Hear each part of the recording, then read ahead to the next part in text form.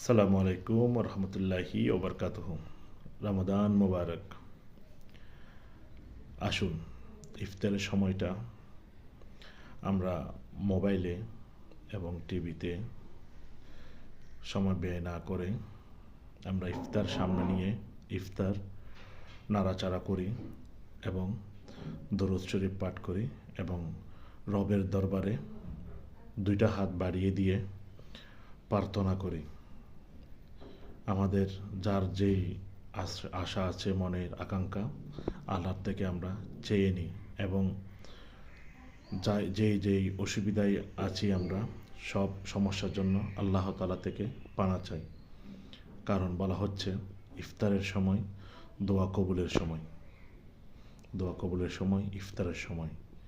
আসুন আমরা বেশি বেশি দরুদ শরীফ পাঠ করি। আসসালামু আলাইকুম ওয়া রাহমাতুল্লাহি ওয়া বারাকাতুহু।